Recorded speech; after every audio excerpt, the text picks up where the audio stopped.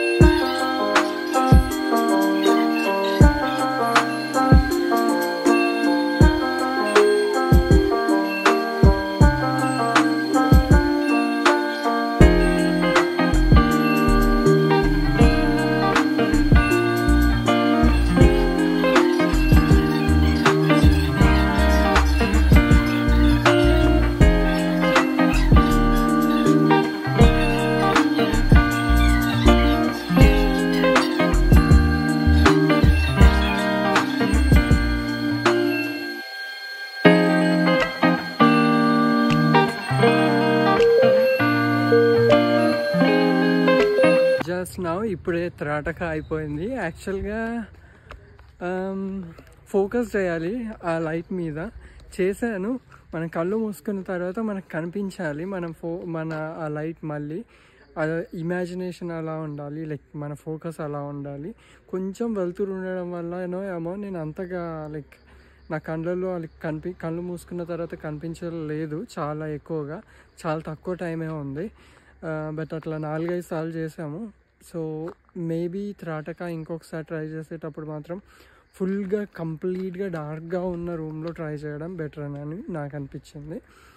Rest of that like కళ్ళల్లో నుండి కొంచెం కొంచెం నీళ్ళు వస్తూ ఉంటాయి. దట్ మీన్స్ మీ కళ్ళు కొంచెం హైడ్రేట్ అవుతున్నట్టు. So it's really nice. నేను మీకు దీని గురించి కంప్లీట్గా ఏమైనా వీడియో కావాలంటే చేస్తాను. సో కింద కామెంట్ చేయండి. And thanks for watching. Stay tuned.